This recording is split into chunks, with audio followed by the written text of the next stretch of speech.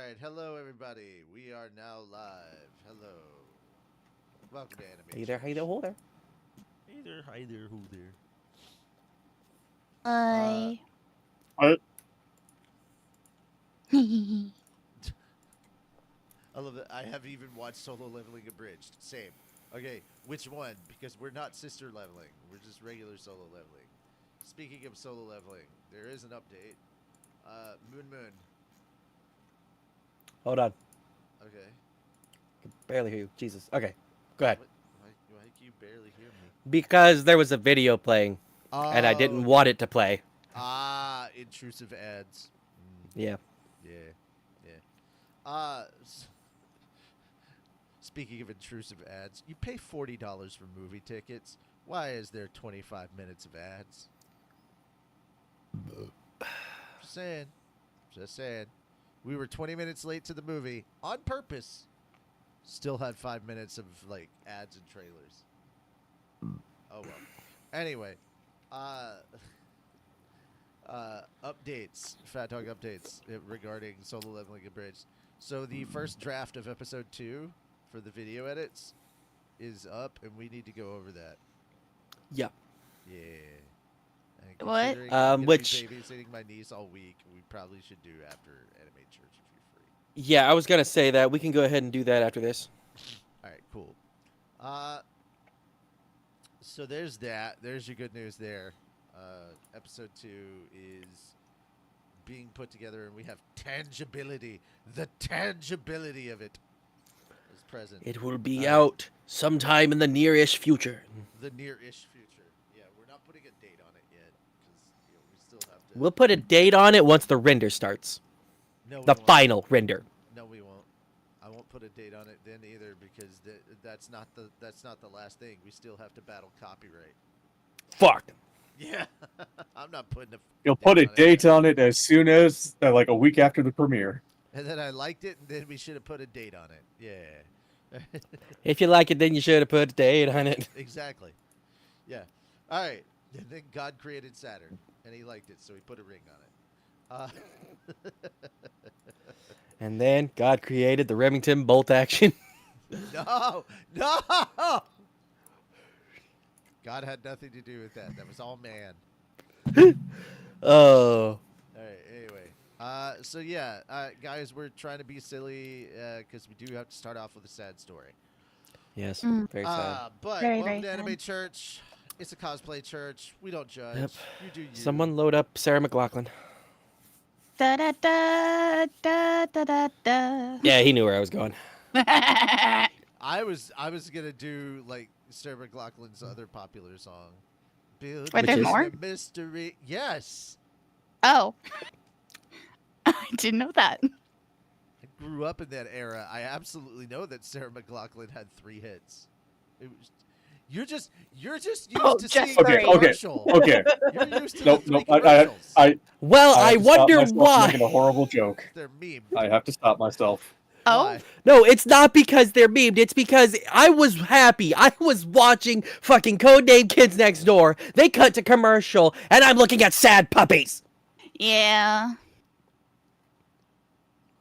Poor Hook 'em while they're puppies. young. Jesus.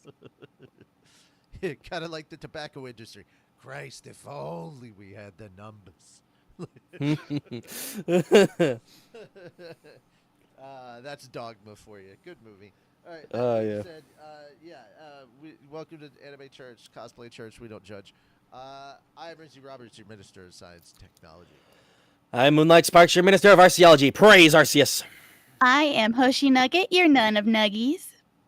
And I am Fenrir Sarun, your patron saint of snackos and alcohol. Which I need more of. See, Same. Yes, I am right there with you. I just need alcohol in general. Yeah. That's kind of where I'm at. Mm. I'm kind of in Hey. a low energy mode at the moment. I'm sorry. Hey guys, what if we just had a time where we all just met up? No convention or nothing, but we just chill at Richie's and we just drink. Yeah. We all down with that? We all good with that? I'm for it. It's been a rough year, and it's barely Totally, I would halfway agree, through. but with everything with all the conventions I have to go to in the next year, I won't be able to afford it. Fuck. Valid. I mean, you guys can still come over. I'm down. Yeah, you two can still go over and drink with them. Vince, I Hopefully will my car be will drinking and fixed networking. Monday. if all of you are missing Fenris, I can like cook. Yeah. Well, I can cook too. I did learn how to make the scotcheroos yesterday, so Yay. yeah. How does he like them? Congratulations. Huh? And I can also bring my sister. I melted the chocolate and stuff. Amy! Yeah. I did get the double boil on and get them melting. Congratulations. You are now indoctrinated into the Midwest. Welcome. Indoctrinated. Yep. Well, we're still Once you very go much Midwestern, you don't go back. Honestly, the closest of the southern states to going Midwestern is Tennessee, so Oh, Tennessee's not. That's very funny. That's very funny. You're like, once you go Midwestern, you don't go back. I'm like, I have driven into the Midwest. I immediately return to the South. Well, okay, it depends. Where did you go in the Midwest? doesn't matter. It wasn't great. Word. I mean, you got the Midwest and then you got South Canada. South Canada is better. My guys, I need y'all to understand something. It's not simply that I went to the Midwest. I drove through the Midwest. So I hit many states within the Midwest. And I was like, yeah, no, I'm done. No, yeah, no. I've driven through Iowa, Kentucky, Illinois, Ohio. Ohio's Kentucky? I've been South. everywhere, man. I've been everywhere, man. Oh yeah, I have literally been on a road trip all the way to Phoenix, Arizona. Like I have driven a large portion of the continental U.S. Kentucky's my not part cousin. of the Midwest. I know it's not, but I'm just saying areas adjacent to the Midwest. Also, Last time once I you get drove to through certain Iowa- portions, once you get to certain portions of Kentucky, you're practically in the Midwest. No. What? Last time I drove through Iowa, I looked up, saw a cornfield. 7 hours later, I looked up and I swear I saw the same cornfield. Like driving from Minnesota all the way That down to sounds like- Alabama, That I sounds swear like a quarter of Ohio. that trip was nothing but fucking Iowa. That sounds like Ohio, except just replace cornfield with orange cones. Yeah. Wait, I talk about swear to Ohio God- doesn't exist. I swear to God, Ohio's the state flag should just be the orange cone. See, that sounds like Yeah. Atlanta. Just replace the orange cones with cars that don't fucking move.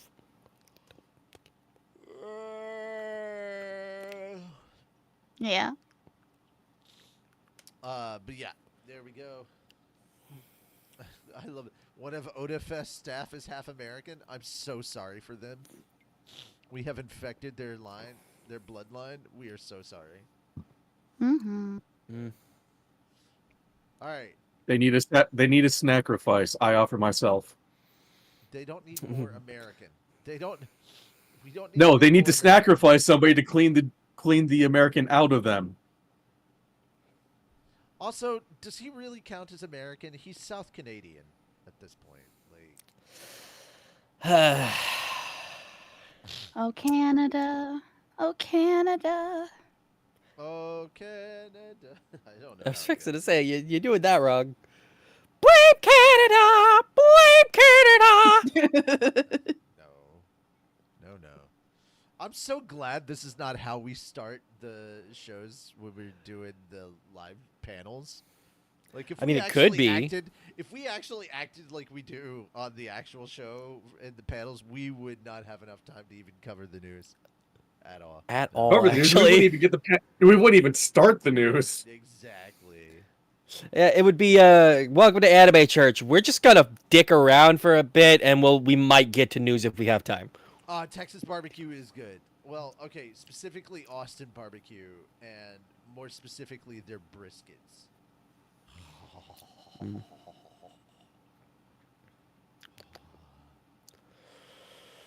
I want to go to Texas and have brisket.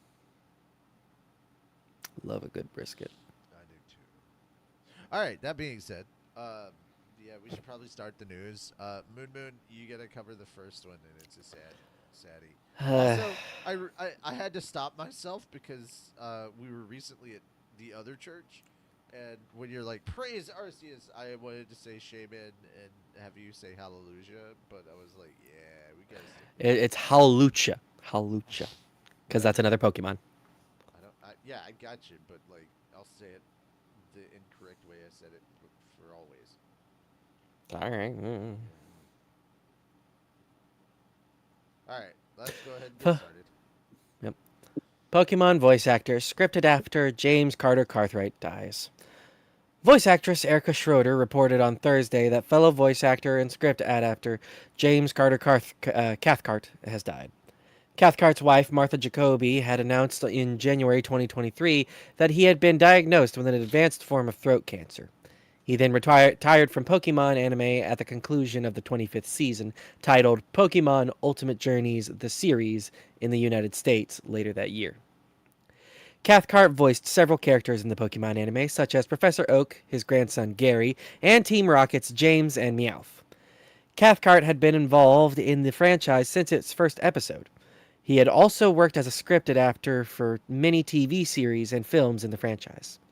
Aside from Pokemon, Cathcart, who also goes by the names Jimmy Zoppy, Billy Beach, and Carter Cathcart, also voiced the character of Miki Kaoru in Revolutionary Girl Utena, Cineclone's Tarb in Tokyo Mew Mew, Dilgear and others in The Slayers, Weevil Underwood in the 2000 Yu-Gi-Oh anime, Kumi's Borg in Alien 9, Sir Gallant in Kirby Right Back At Ya, and Bucci in One Piece.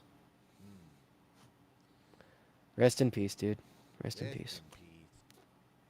Rest in peace. Rest in peace. I don't know why I went with like that song, but okay. I don't either. All right, so San Diego Comic Con is going kind of weedy this year. I'm sorry. Normally, I would want to do like a moment of silence, but I kind of just want to jump into happier news. San Diego Comic Con to host voice It's actor being hoisted. Yeah, I know. Ryusei Nakao, animators Masaki Sato and Hidetoshi Omori's first U.S. appearances. Ronin Club Collectibles announced on Wednesday that voice actor Ryusei Nakao, Frieza in Dragon Ball, Mayuri in Bleach, and Caesar Clown in One Piece. Guys, that's a pretty distinct voice there. Shit-a-da-da-da-da-da-da. Filthy monkey. All right. I Anyway. fucking hate his laugh. And animators Masaki Sato, known for Dragon Ball Z, Street Fighter II, the animated movie, and Hidetoshi Omori, known for Mobile Suit Gundam Seed, Mobile Suit Gundam Char's Counterattack, and Inuyasha, will make their first U.S. appearances at San Diego Comic-Con on July 24th through the 27th. Nakao, Sato, and Omori will appear on all days of San Diego Comic-Con. Nakao will appear at booth 2649 with signing schedules on July 24th from 3 to 5, and on July 25th through the 27th from 11 a.m. to 2 p.m. Sato and Omori will appear at booth 737 along with Dragon Ball Z English dub voice actor Stephanie Nadolny, who voices both Kid Goku and Gohan. Aside from voicing careers for Dragon Ball, Bleach, and One Piece films, Nakai also voices Biking Man in the Anpanman series and films. He also voices Misato Ichinose in the third season of Rent-A-Girlfriend, Popko in Pop Team Epic, Genki in Mononoke, and Isami Nishimura in the 2 seasons of Mix Meisei Story. Which, holy shit, out of all the stuff that they said right there when they told me Mix, I was very interested because that is kind of an endearing baseball anime, which has a very Studio Ghibli style of animation. Sato worked as key animator, assistant animation director, and animation director for several Dragon Ball television series and films. He served as assistant animation director for Street Fighter II, the animated movie, and as animation director for other films such as the 2019 City Hunter Shinjuku Private Eyes film and the 2007 Fist of the North Star Legend of Roa Chapter of Fierce Fighting film. Omori is the mechanical animator behind the Mobile Suit Gundam Seed and for others such as Lupin the Third, Goodbye Partner Special, and the 1987 OVA Relic Armor Legacium. He was also in charge of the animation for the Mobile Suit Gundam the movie trilogy and the key animator for the Mobile Suit Gundam F91 film. I just thought this was really cool because we're getting animators are like getting their flowers, and I thought that was a really cool introduction, and I kind of wanted to talk about that. So guys, what do you think about this? Not only are we getting like prominent Japanese voice actors showing up at San Diego Comic-Con, but animators and directors as well. I thought this was pretty neat and pretty interesting, especially for something kind of just gen nerd and not as it's not anime focused convention. It's the San Diego Comic-Con, and out of all of like the gen nerd cons, this is the big one. This is like the crown jewel of nerd cons, and for them to be getting their flowers here, what are your thoughts on that? I think it's really cool. Give them the recognition they deserve, and yeah, absolutely, let them tour around just like any other voice actor. Yeah. I mean, hell, they put in a lot of work and they deserve to be recognized for it. No Mhm. offense, but the animators put in way more work than any voice actor does. True. Yeah, I think we need to recognize animators for their contributions and whatnot, and let them actually go out there and meet the fans. Like, absolutely. They're like, oh, animators Pardon are me. shy and insecure. I'm like, so are their fans. Mhm. Have you met? We could be anybody shy who and watches- insecure together in the same room Yeah, in we opposite could- corners. Like, Hmm. I'm just thinking of Zensu again. Zenshu, sorry, Zenshu. Oh man, but I just thought this was really cool. You know. It is. Any last minute thoughts before we move on to the next topic? I wish I could go so I could meet Same. Omori because holy fuck. Right? Char's counterattack was such a good film. Dude, I'm gonna have to I'm gonna send this to my brother, and I can't wait to hear what his thoughts on this are. Like, cause you guys are just as weeby about Gundam together, so I was just like, yeah, dude. Oh no, we had a pretty professional conversation on Resident Evil while I was down there. That's the other thing. I want. Okay, so the other game I was thinking about getting my niece into, I would have to buy them or have her play on my computer because I don't have the physical copies anymore. But I used to have RE7 and RE2 on my PlayStation, and I just need the physical copies again. But I have it all on my PC, so I may just do like Reagan's Just remember to first time disable playing mods. I'm not gonna do any mods. Exactly. Just remember to disable mods. Okay. If I just play the game from Steam, it won't have mods. Like if I start the game from Steam, not using the mod manager, then it shouldn't have mods. Okay. If I'm remembering that right, like I think I have to use the mod manager to get the mods on there, but I could just disable all mods. Like there's a button I click that. Correct. mods. Yeah. Remind me real quick, Richie. Do you have PlayStation Plus?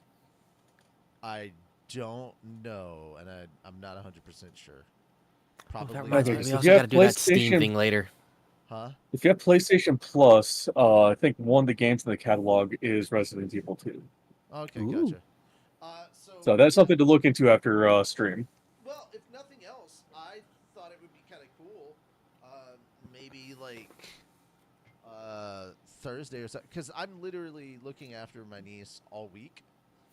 So Oh. possibly Monday or something. Just stream, having her sit down and play and stream it. That'd be kind of cool. Mm-hmm. It would also be really cute. It would. It would Mhm. be like my niece's first time playing Resident Evil. Like if nothing else, I know Fenris would show up for that. Just because. Depending on the time. 'Cause I I'd gotta probably start, try to show up to support as well. I guess after work this entire week, I have to start packing and all that, making sure I have everything for my trip. Oh, it'd be during your work. It's like around 1 p.m. Okay. your time. Yeah, yeah. Okay, then during work, yeah, I can watch. Cause like, okay, I cannot stress this enough. Like, she's not nerdy, but she's basically a nerd, right? Like, she is one of us. Like, so many of her physical traits are similar, and I'm just like, oh yeah, this shit's genetic. Like, we'll sleep till noon, and I'm like, oh yeah, yeah, yeah, yeah, yeah. My brother complains about that. I'm like, you're just jealous. That's not anger. That's jealousy. He's like, it's both. And I'm like, but yeah, that's where we're at. All right, on to the next topic. Since we have 2 live action manhwa stories, I just decided to put them here because if we're talking about One Piece live action in this block, we can talk about the other live action stuff. So, Netflix produces live action solo leveling series, reveals Byung-Woo as lead. Netflix announced on Thursday that it is producing the live action series adaptation of writer Changgon and late artist Dobu's solo leveling webcomic, and actor Byon, I'm just going to say Byon, known for 20th Century Girl and Lovely Runner, playing the protagonist. Jinu Sung. Both fantastic series. Shun Mizushino in the anime adaptation. What? In the Japanese anime. Okay. Or the Japanese version. That's what Okay. his name is.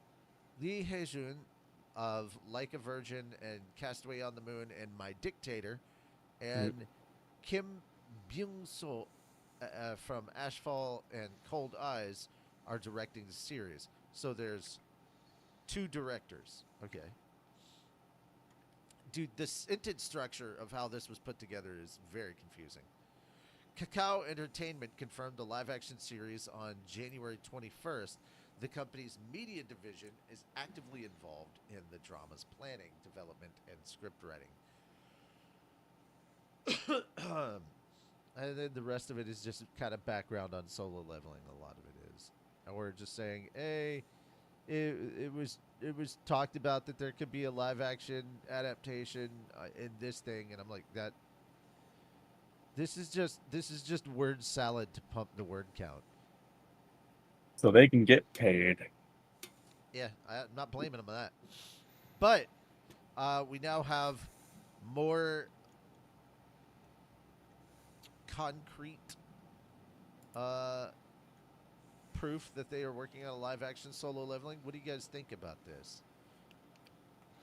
I think it'd be actually pretty cool. I'm interested in watching at least the first couple episodes to see what it's like. I normally would not be interested, but then I heard it was like Korean live action, and I remembered some really good Squid Korean Games. live action. I haven't watched Squid Games. You need to.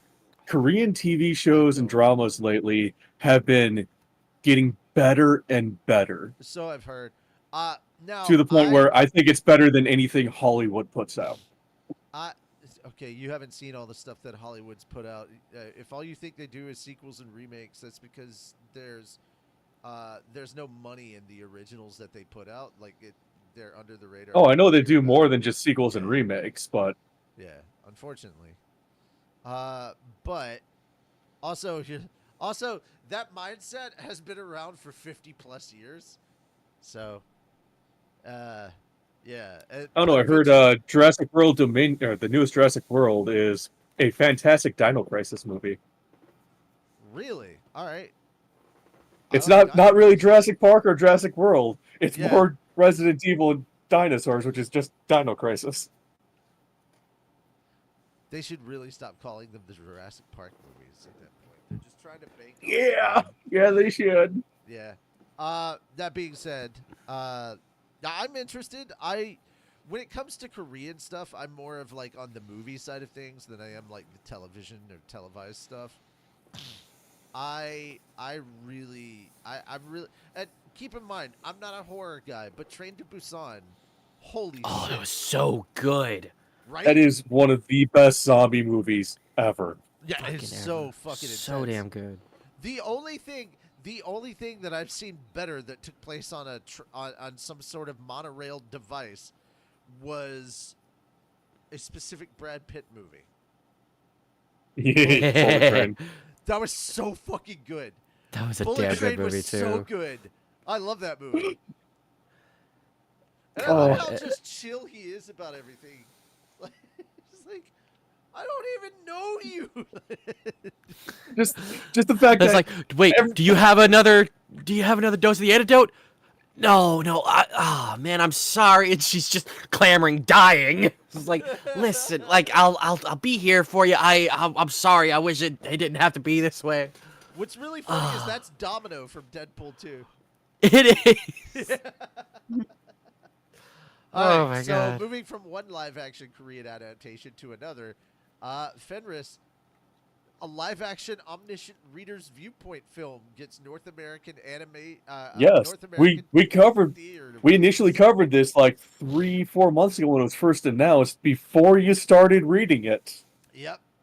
Omniscient Reader: The Prophecy is set to premiere in North American theaters on August 1st. Berlin-based Cape Light Pictures is the film's distributor in North America. The film will open in Korea on July 23rd. The movie is based on the webtoon Omniscient Reader's Viewpoint, which tells the story of Doja Kim, the sole reader of a fantasy novel that has been serialized for over a decade. When the novel's world becomes reality, Kim joins forces with its protagonist, Jun Yu, to save a world on the brink of destruction. That's a little misleading, but I'm not going to talk about which parts are misleading. It's more fun to find out on your own. And then they're talking about some of the cast. Well, to be fair, if they're just covering the first like 10 or 20 chapters of the webtoon, that is pretty accurate. Because at the time, that's what they think. Wait, Blackpink people are going to be like... Yeah. Some of the actors are going to be the crew from Blackpink? Okay, that's Yeah. interesting. Artist Sleepy C and an adapter Umi's webtoon Omniscient Readers available in English on webtoon. Yep. I'm so glad that they're not sitting here breaking down what the show, what the series is. All I'll say, guys, is jump on webtoon and read Omniscient Reader's Viewpoint. It's really good. No, it is very impressive and kind of mind-boggling that the series has a combined total view of over 2.5 billion. Yeah, not to mention the fact that this is the second project done by the same duo. Mm-hmm.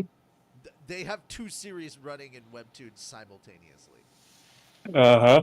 Both are phenomenal. Yeah, they have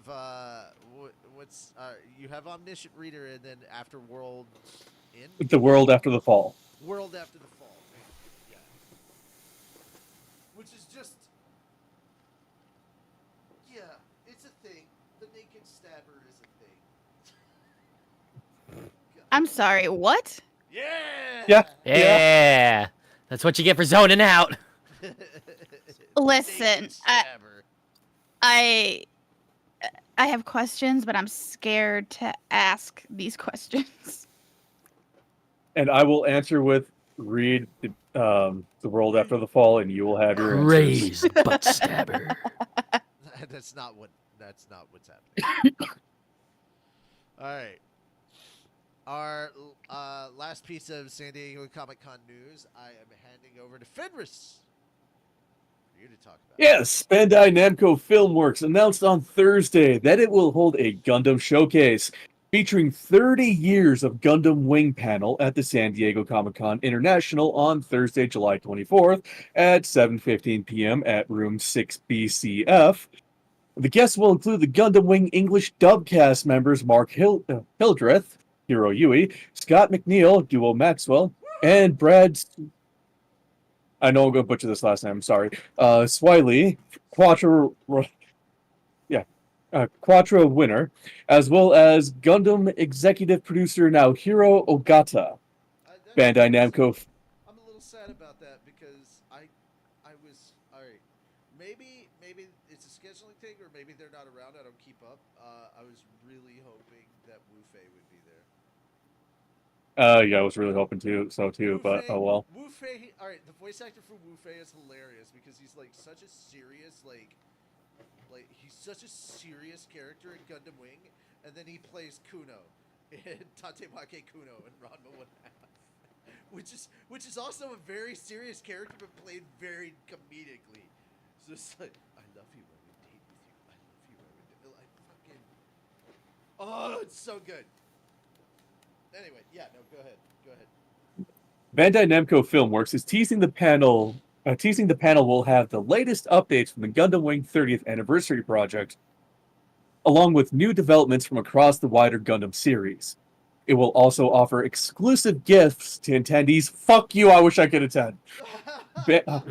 Bandai Hobby, the Bandai Namco Holdings Group company that handles plastic model kits, will have a special display for Gundam Wing's 30th anniversary at the convention's exhibit hall at booth number 3829. Fuck you again, I wish I could be there! Is it wrong that I don't want to do a Gundam Wing abridged, but I do want to do just an endless amount of shorts of like Hiro Yui ripping up Relina's invitation and just saying different shit every time? That would be No, hilarious. we should totally do that. I want to!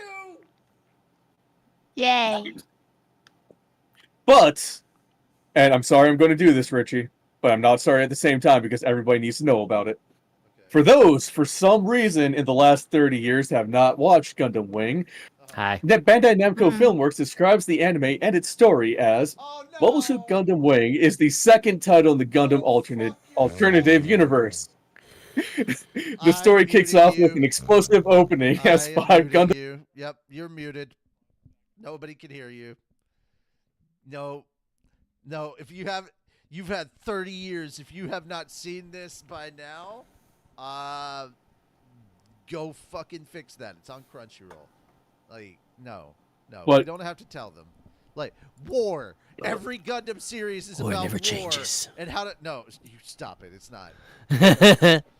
But War- the biggest war does thing about it, change. Richie, Uh-huh. is that it's the very first Gundam series to ever be Toonami. broadcast in the U.S. Yeah. In the U.S. as a whole, not just Toonami. Oh yeah, I'm aware. All right, Moon. Yes. Our next story, because you turned this one in. Yeah.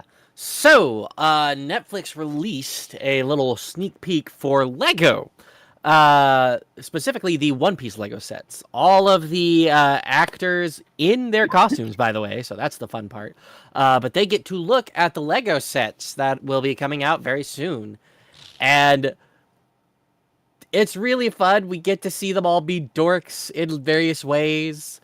And we're also seeing some of the costumes. The actor for Usopp has the goggles that he's going to be getting in this season.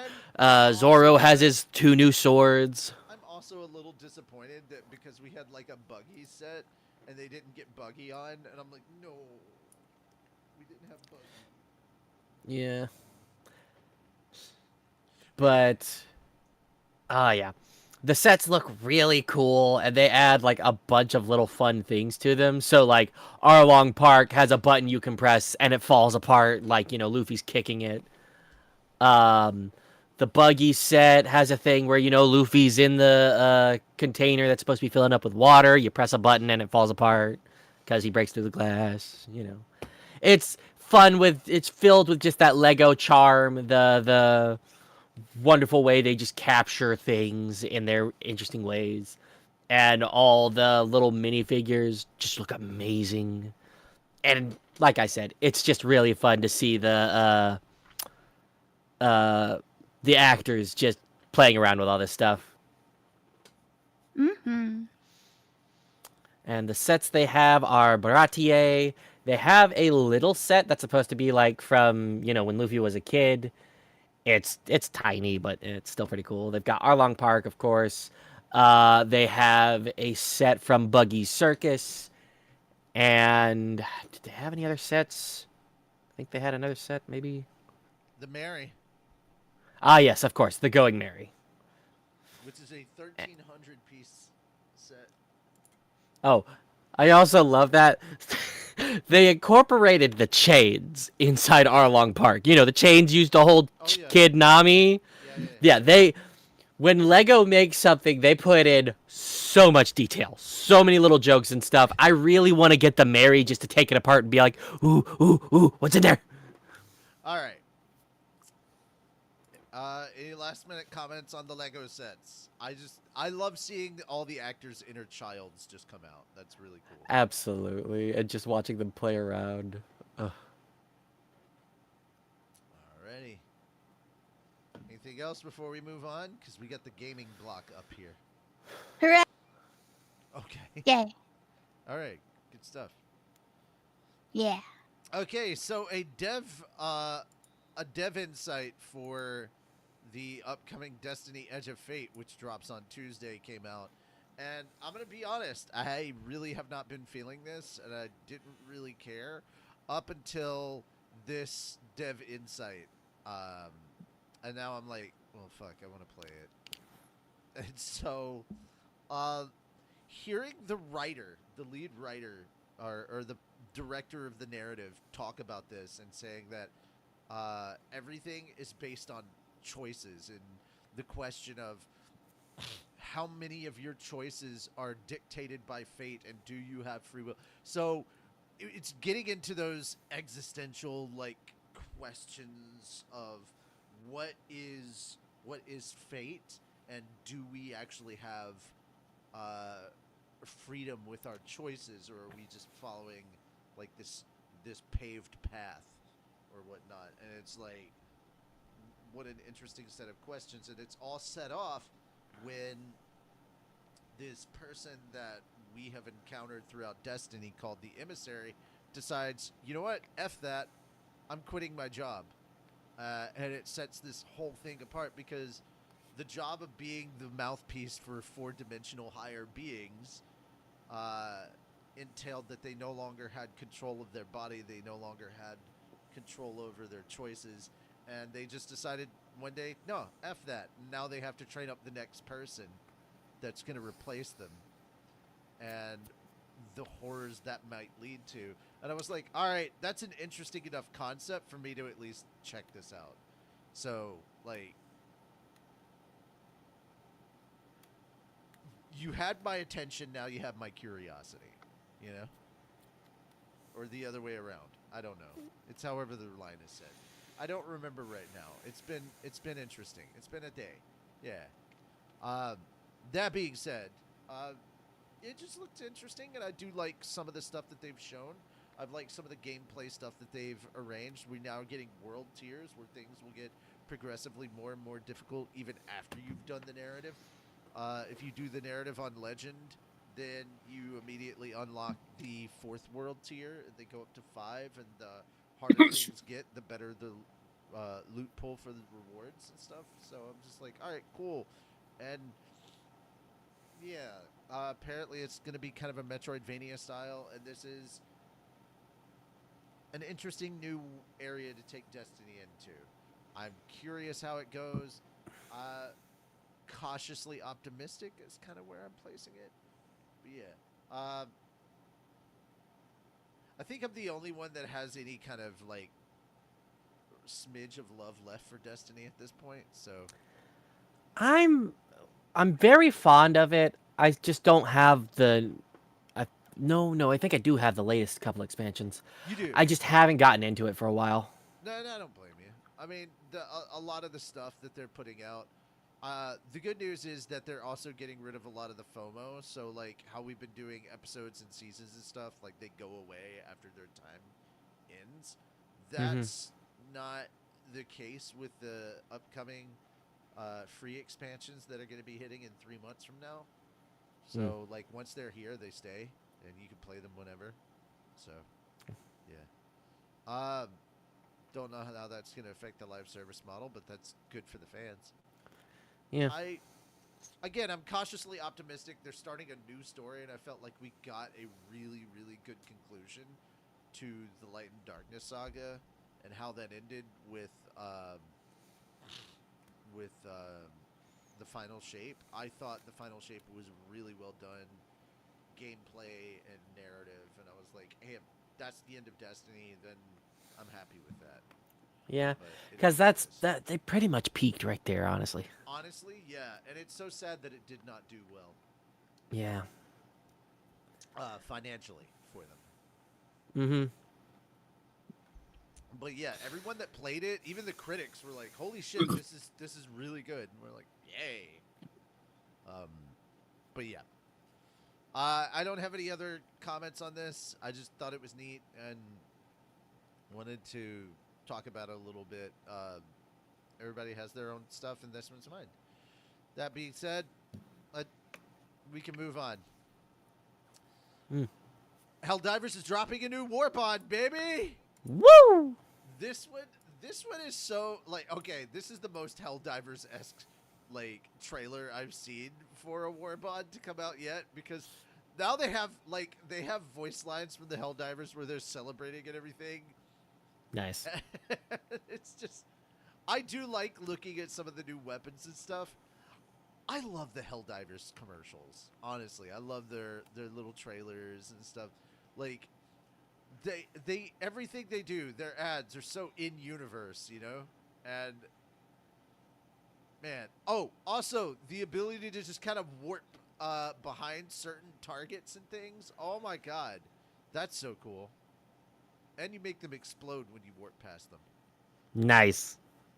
Yeah. This looks like a lot of fun.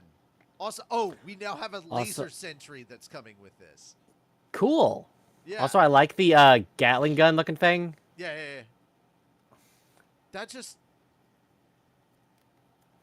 This just. Safe and this fun just, for the whole squad. Yeah, right? This just looks so fun and so interesting, and it screams Helldivers. I mean, I know it's need to Helldivers, play but it more looks so- Helldivers because, like, I'm running out of the free Warbond, and I've got to be able to get the other Warbonds, but I need the damn currency to get it. I'm not spending money on it.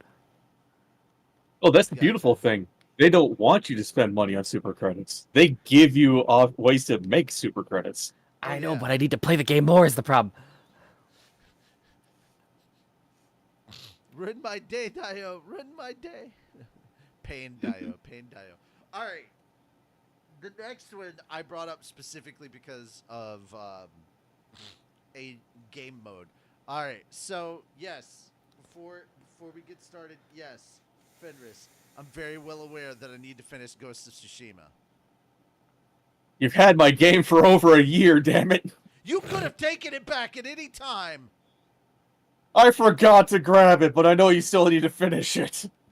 Also, I'm pretty sure that if I had it on PC, I would probably have finished it. I don't go out into my living room and do stuff often. I kind of stay in my room. Yeah. Especially, I don't like the fact that if I get stuck on something, I have to move to a different room to figure out how to get unstuck. It's a little annoying. But yes, Samurai Champloo's Shinichiro Watanabe directs Ghost of Yote Games Watanabe mode. They have different modes. They have a samurai mode. They have a like kind of an when I say samurai mode, I mean like old school samurai films. They have that kind of a mode. They have a Yeah, the Kurosawa mode. Yeah, they have a mode where it's all Japanese dialogue and lip flapped with subtitles. They also have a Watanabe mode, which you don't see until the very end, but it's basically like Samurai Champloo lo-fi-esque stuff. So all traversal and It's like you battle played stuff the is anime. lo-fi. Like literally, it's lo-fi anime version. Yeah. But Sony revealed more details of the upcoming PlayStation 5 game Ghost of Yote during Thursday's State of Play presentation. Clocking in at over 20 minutes long, the presentation showcased elements of gameplay, story, audio, and subtitle options, plus 3 new game modes: the Watanabe mode, Kurosawa mode, and I'm guessing that's Mike mode? Yes, Mike. Mm-hmm. The Watanabe mode includes a lo-fi soundtrack during exploration and combat, directed by Samurai Champloo and Cowboy Bebop director Shinichiro Watanabe. Also the director of a series we're probably going to watch once we get caught up on Solo Leveling. We'll probably sit down and watch I had the name a second ago and now I blanked on it. It's the one that's on HBO that I got the whole bundle for. Frick, what was it called? Damn it. Janet. No. View. I'm gonna look this up. This is bothering me. This is bothering me too much. Shinichiro Watanabe's new anime. Lazarus? Yes. That. I want us to watch and react to that on Wednesdays once we get caught up with Solo Leveling. I want to watch that, Lazarus. I've heard good things, and I want to check it out. I really do enjoy the shows that Watanabe puts out.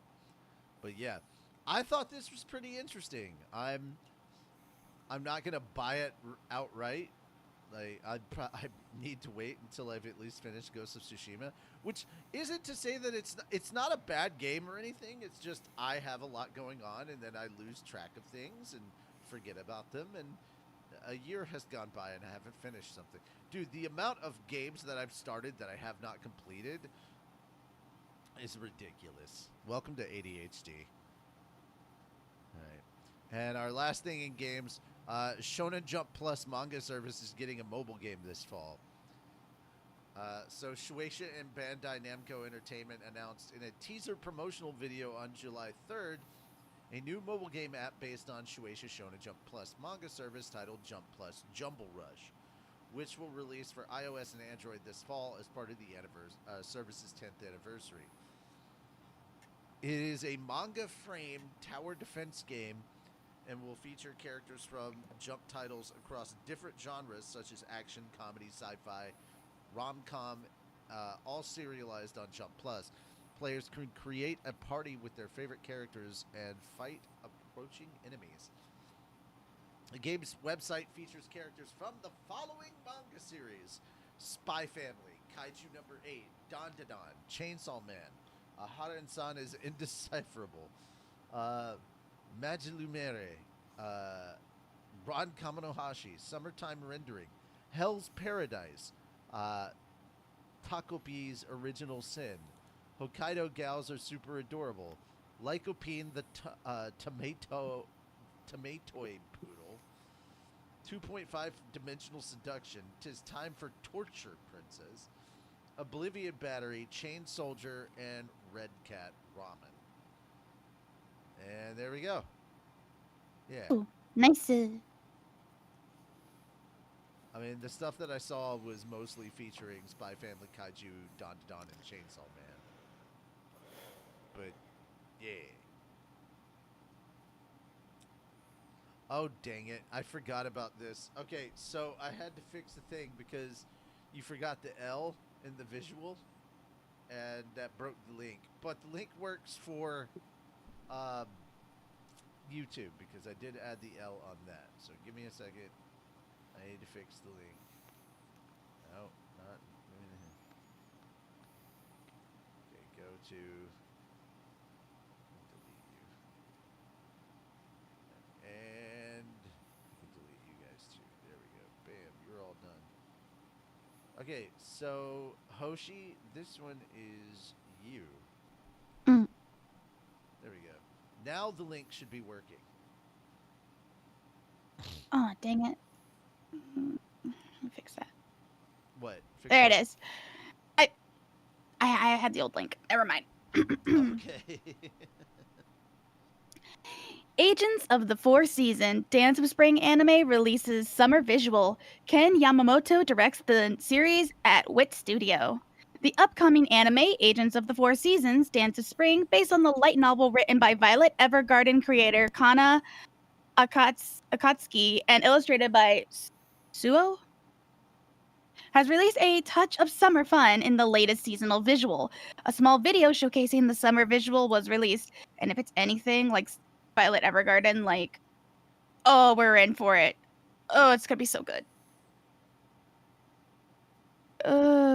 Ken Yamamoto, Pokemon Hisuian Snow directs Agents of the Fourth Season Dance of Spring at Wit Studio with series composition by Ayumu Hisoa, who did the I'm in Love with the Villainess, which is also another good one, and character designs by Yamiko Tori. As of writing, no date for the series has been confirmed. Yin Press published an official English version of the light novel series and described the first part, Dance of Spring, as such. Do you want me to read that? Richie. Am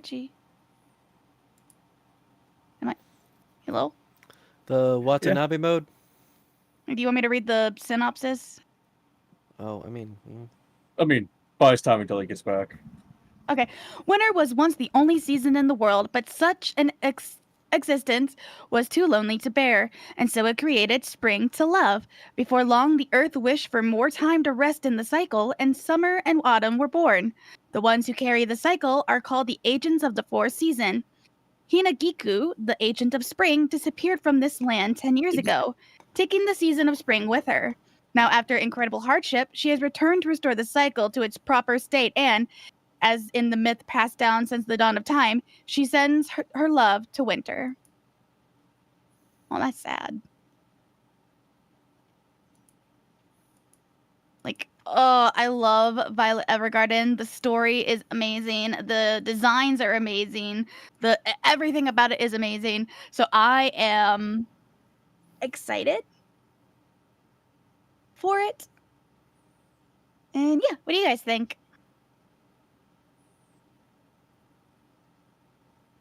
Okay.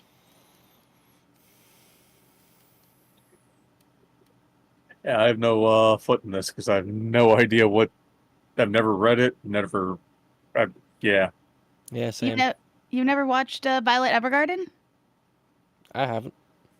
I got like one episode in, and when it first premiered, and I never got back to it. It's really good. I recommend it. Yeah, I haven't seen Violet Evergarden either. Have a tissue. Have tissues. You will lose your ever flippin' mind. All right. Hoshi, I'm gonna let you have the next two as well.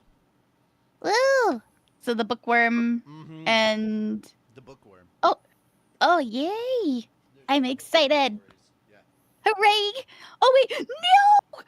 Oh, that's sad. This is just for part 2.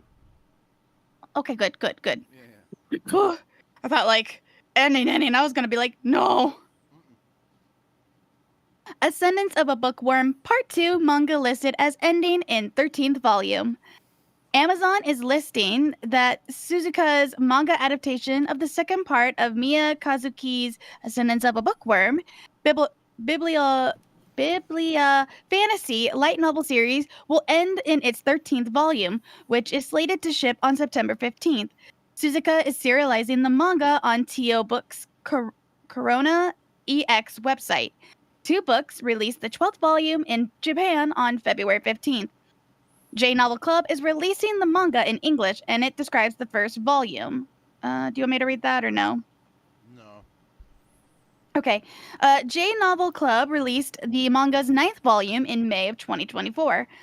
Kazuki began the original novel on the Shosetsuka ni Naro website in 2013 and ended the web novel in 2017.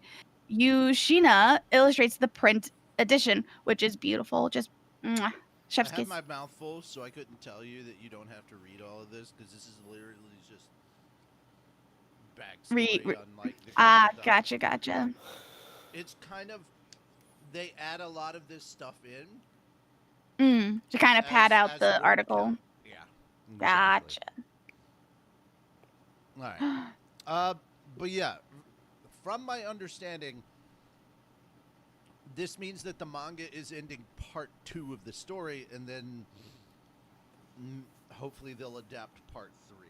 It doesn't. I mean that the hope manga so. Itself is ending. I don't think that's what this is.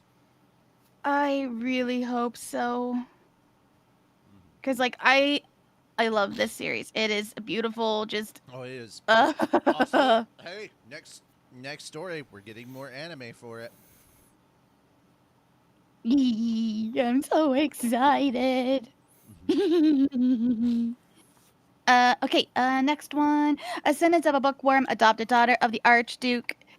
Anime's teaser video reveals returning cast and new staff. Yukichi show. Yes! Yes! Yes! He's returning as Ferdinand. Yes! Sorry. I love that voice, that Japanese voice actor. Returns as Rosemine, because I think that's what she goes by now, right? Rosemine. But I call her mine. Ferdinand. Kowloon? Generic romances. Yoshiaki. Hmm. Yoshiaki Iwasaki directs new season. Ugh, the mouthful.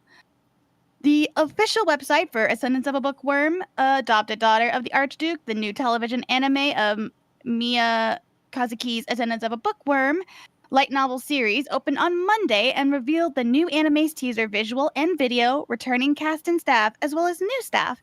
The anime's teaser visual and video, along with its spring 2026 premiere, were first revealed at Anime Expo event on Saturday. I cannot wait for the spring season of 2026. And then we have a subtitled version and a JP no subs version. I'm just, ooh, I don't know how I feel about the art style change. It'll grow on me though, I imagine. Alrighty. So, yeah. Just getting more detailed information, and we got a new trailer, and I'm so looking forward to this. Mm-hmm. Bookworm is, like, in my top 5 of isekai. Like, it is so good. It is so freaking good. I'm trying to get Mags to sit down and actually watch it because she's like, I don't want to do the build up, and it's like you have to do the build up to kind of like understand a little bit. It is kind of a all right. It's like okay, so like if Mushoku Tensei took more of its time in the beginning, it's kind of like that. It is a slow build, but there's purpose to its slow build. Exactly.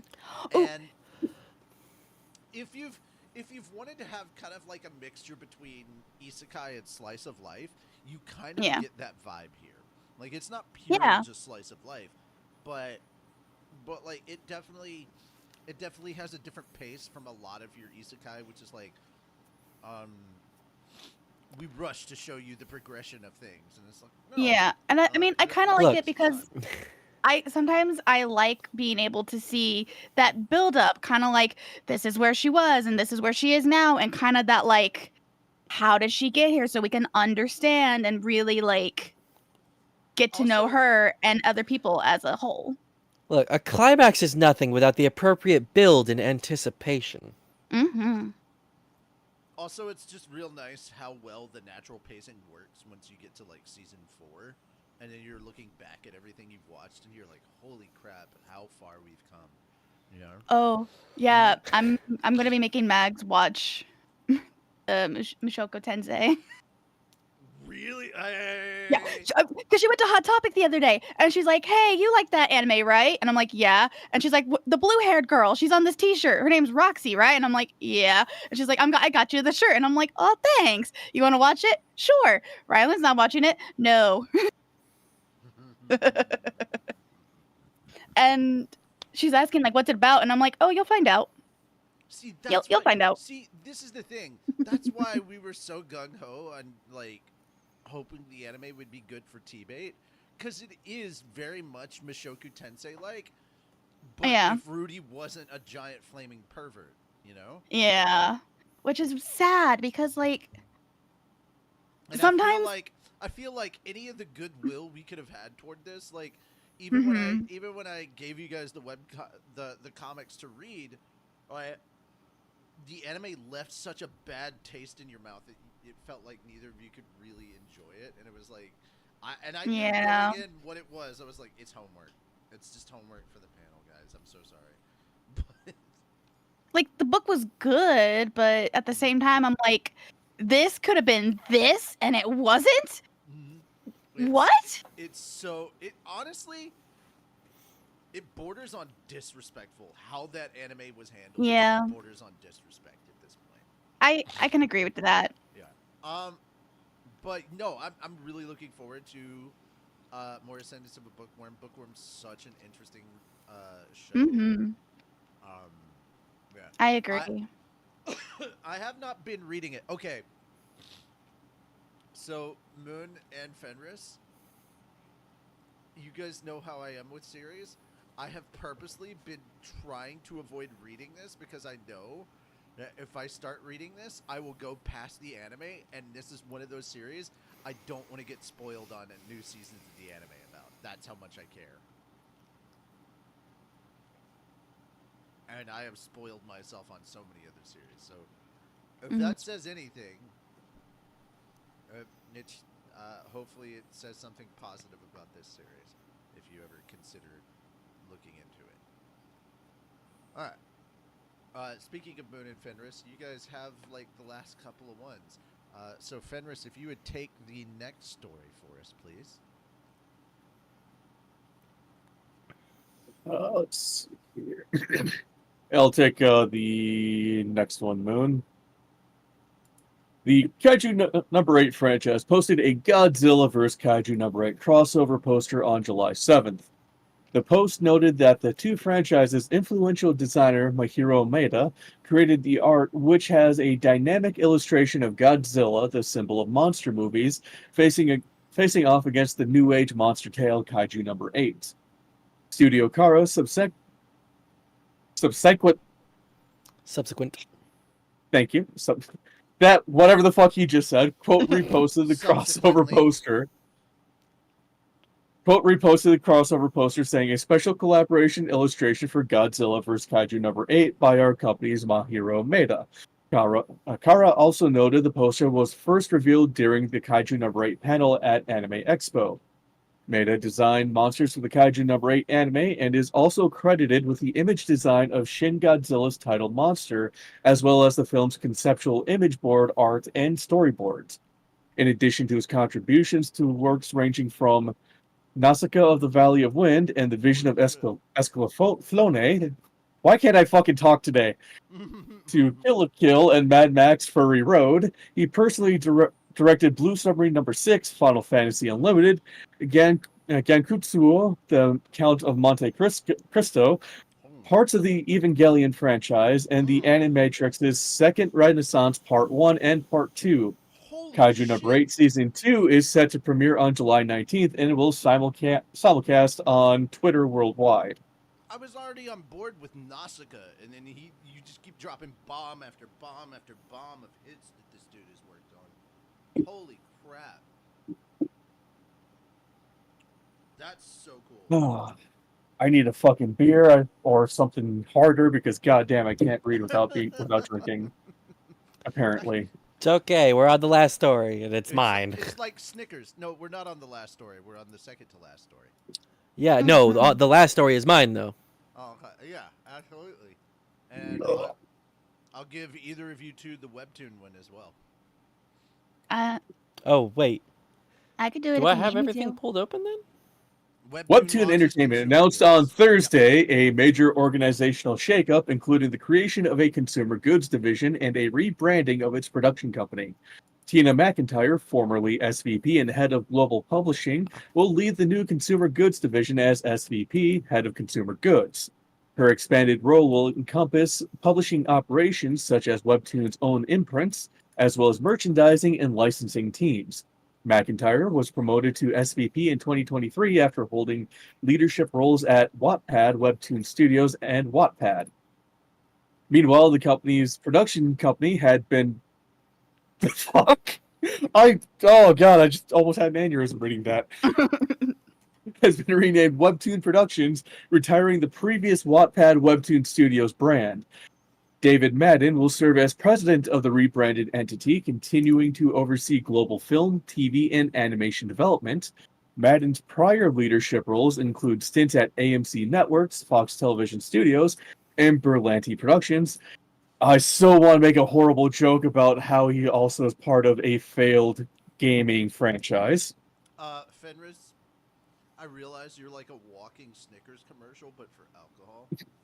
Hmm. You can't Yes, I You're cannot. not you when you're thirsty. You're not you when I'm- you're I- sober. Fuck no, I'm not.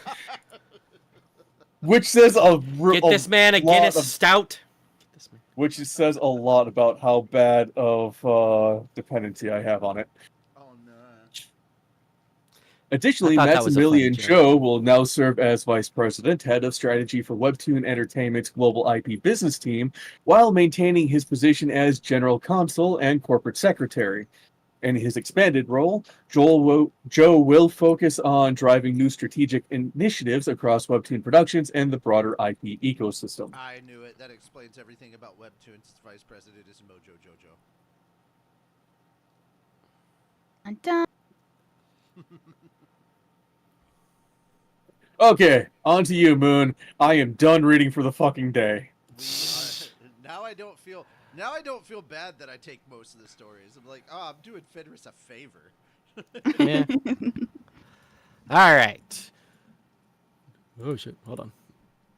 Okay, click the wrong thing. Wait, Okay, wait, anyways. hold on. We're starting this off. We have to start this off right, okay? Okay.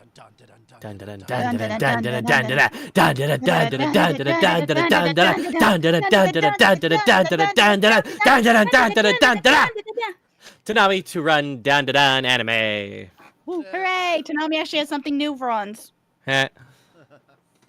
Adult Swim's Toonami programming block announced on Friday that it is adding the television anime of Yukinobu Tatsu's Dandadan manga on July 26th at 12:30 a.m. Eastern Daylight Time, effectively July 27th in the U.S. The schedule for July 26th is all times EDT. 12 a.m. Dragon Ball Daima, 12:30 Dandadan, 1 a.m. Bleach 1,000 Year Blood War, 1:30 a.m. Blue Exorcist Kyoto Saga, 2 a.m. One Piece, 2:30 a.m. Lazarus, 3 a.m. Naruto. So I would say the majority of Toonami is actually new content, Hoshi. Which is surprising. Dragon Ball Daima, Dandadan, 1,000 Year Blood War, Blue Exorcist Kyoto Saga, and Lazarus are all new properties. So let's be I'll real actually say that, here. yeah. Dragon Ball, Bleach, Blue Exorcist, One Piece, and Naruto. Wait, they only go to Those 3 aren't now? new. No, They've they're not. existed. But Dragon Ball Daima is the new property in the Dragon Ball franchise. Bleach, Fair. 1,000 Year Blood War is the most recent and final saga. I thought Oh. Disney had that. Bleach. Yeah, but they can also put it out for televisation. Hmm. You think Disney isn't making money from it being on Toonami?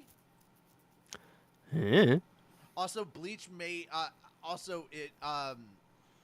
they may have Disney may just have the streaming rights to it.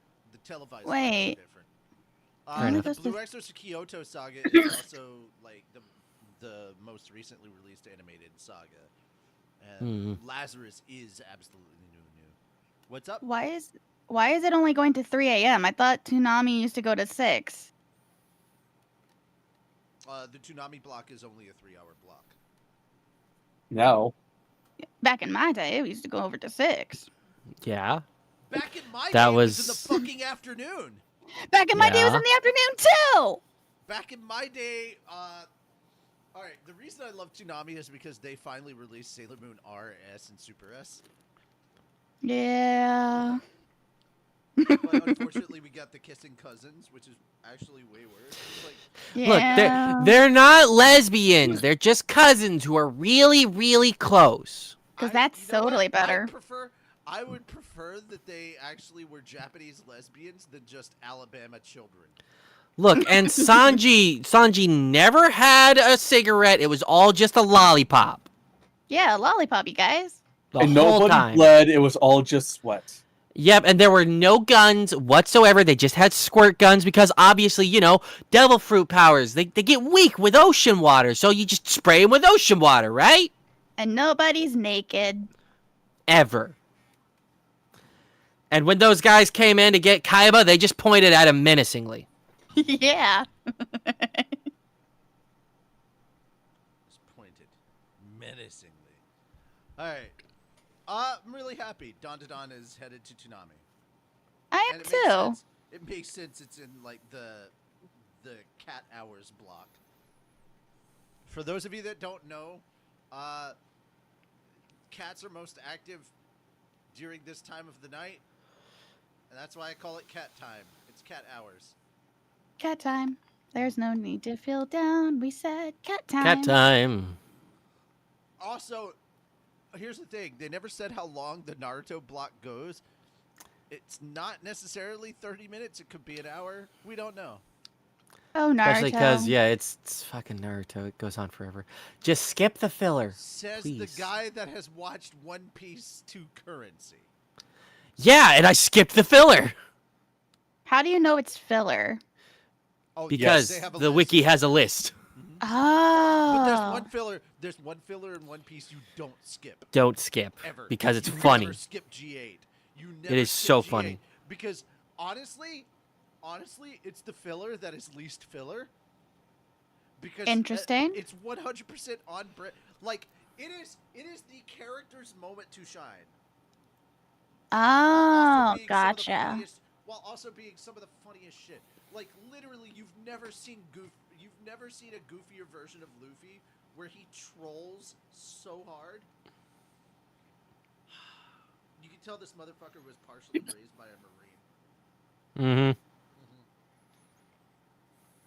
Anyway, which is funny because so many people want to skip the Long Island arc with Foxy because they're like, it's filler, and I'm like, actually, no, that was in the manga.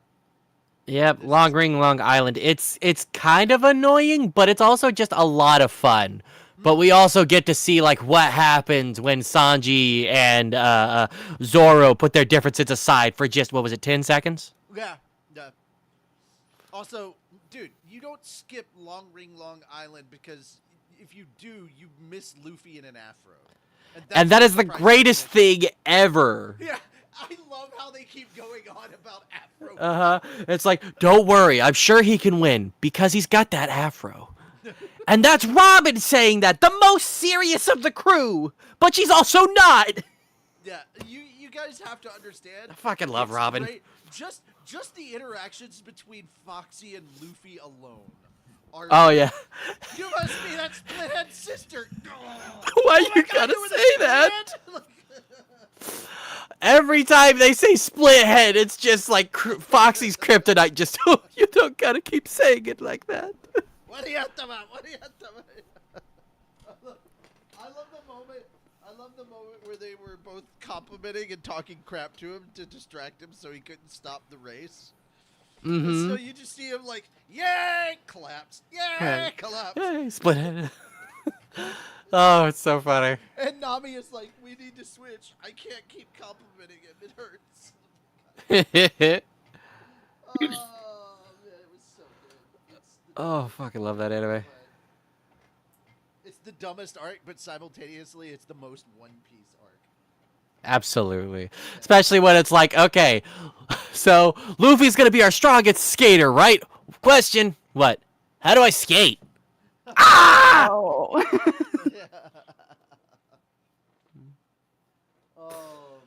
It's God. Like One Piece meets Sports Day.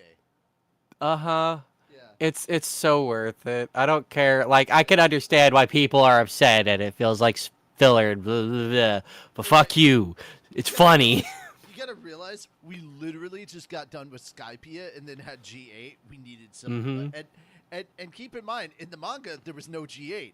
So, it's anime only where it's that.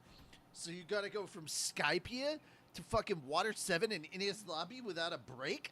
In between, you're out of your damn mind. Yeah, no, you. The Long Island. Because Skypiea was intense, and then to go straight into Water 7, and then Enies Lobby.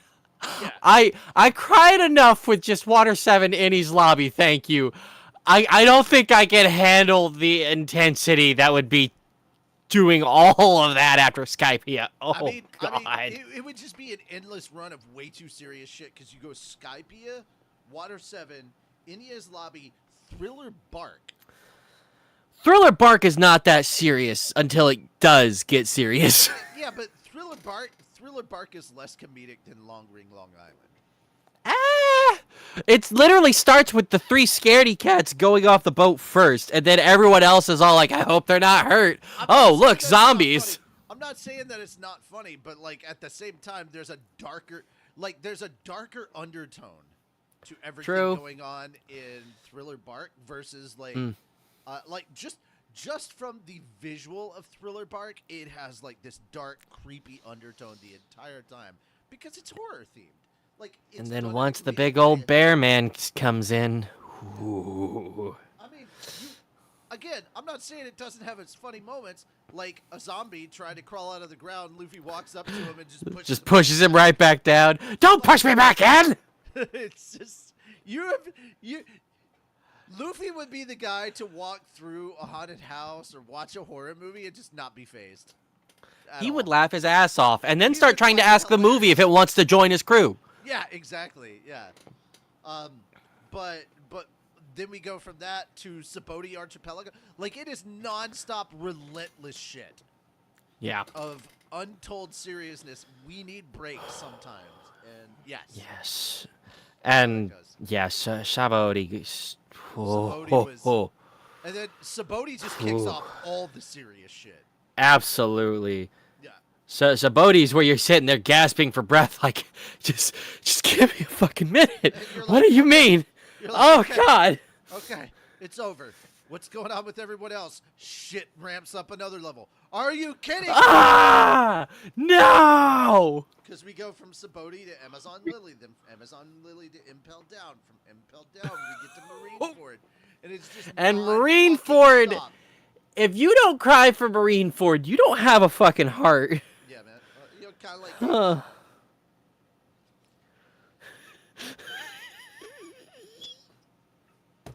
I love donuts. Ace was such a religious man.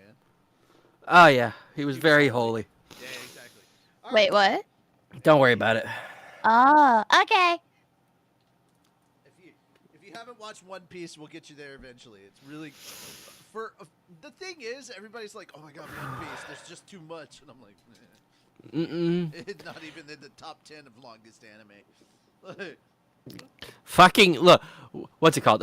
Case closed is still going, and it's no filler. Also, I want to go ahead and point out that people that complain, a lot of the people that complain about One Piece will sit here and tell me I can't skip anything in the MCU, and I'm like, fuck you. That being said, that's the end of the show today. I did have a quickie, non-spoilery review that I wanted Yay, to quickie. drop on everybody. I took my niece to go see Superman yesterday. We went and watched the Superman movie, the new one. And it was my niece's first time ever seeing a Superman movie, and I'm glad that was her first Superman movie. Even though, honestly, I did tell my brother when I dropped her off, I go, all right, it is now your responsibility to sit down and share our childhood with her and show her the first 2 Christopher Reeve Superman movies. They were very good. What's the opposite of Christopher Walken? Christopher Reeves! That was in terrible taste. Yeah. All right. That being said, guys, it's good. I really enjoyed the movie. We had a lot of fun. Is it the greatest movie to ever come out? No. Is it the best Superman movie that's ever been released? Actually, I think it kind of ties with the Christopher Reeve stuff. Like, I was emotionally invested in this. This was. I will also say, David Cornsweet, hats off to him. He fucking. It's so funny to think that this is a Juilliard actor playing a very like super, because you don't normally associate like the hoity-toity kind of Juilliard-esque elites with like comic book heroes, but like that's why I think I like this movie, because he really took the character seriously. He was like for everything that he did, he had a reason for why they did it, and this is the most human Superman that we've gotten, and what makes him so interesting. And this is all stuff you can kind of sort of see from the trailers, but what makes this Superman so good is that he is vulnerable. He gets his ass kicked a lot in this film. He takes a lot of L's. I loved all the stuff that we got. The kaiju battle was a lot of fun. I will say this: I wish they'd showed this more in the trailer. Instead of running around fighting a bunch of stuff, Superman is running around trying to save people That is his highest priority, is saving people. And other thing, like, this shows how nice of a dude this guy is. He saves an effing squirrel from getting killed.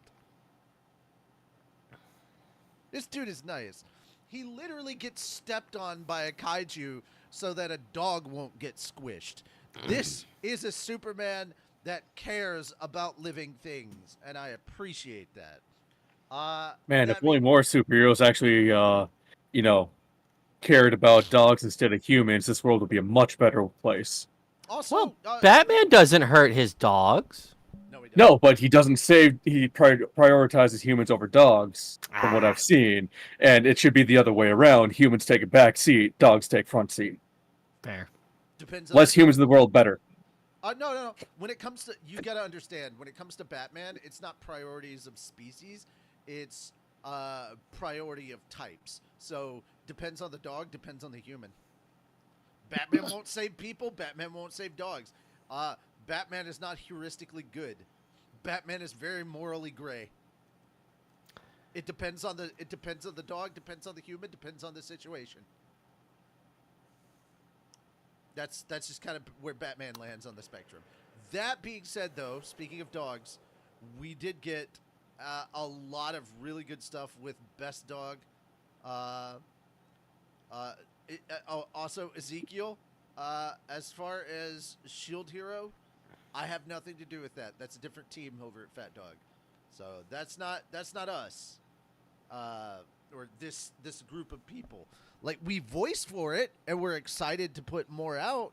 And I can tell you that that I've already done voice work for episode 5, so we'll be putting it out. But I'm not the team that's in charge of that particular series. I'm the solo leveling Log Horizon Abridged shared universe guy. That's me. So the stuff I'm working on right now, solo leveling, Slime, and Overlord. Those are the ones that I'm directly working on. Shield Hero is Tony, but I'll pass that along and let him know that you want more. I'm here. He's always happy to see that. We're all here. But I yeah, need to remind Tony. crypto is amazing. You will love crypto, and yeah, that's basically it. I don't want to spoil it for the people that want to go see it. I already spoiled a bunch of stuff for Fenris because I knew he wasn't going to go see it. Hey, Goat, I don't mean And to I burst don't your even bubble. remember anything you said because, like I said earlier, you mentioned superheroes. I turned my brain off. I told you the crypto stuff. You were happy about that. Oh yes, dog. Yeah. Dog Super good. dog. Well, super Dog dog, good, like dog. Super dog great. Super dog breaks a human being and uses him as a chew toy, and it's absolute karmic justice. That's all you need to know. Yeah. All right. That being said, we will catch you on the next one. I am Richie Roberts, your Minister of Science and Technology. I am Moonlight Sparks, your Minister of Arceology. Praise Arceus. Shaman. I am. I am Hoshi Nugget, your nun of nuggies. I'm Fenrisaru, your patron saint of snackos and alcohol. All right. That being said, this is Anime Church. We are your nerdy little news show and the Church of Cosplay, and we don't judge. That being said, we'll see you next time. Take care, and bye-bye for now. Bye.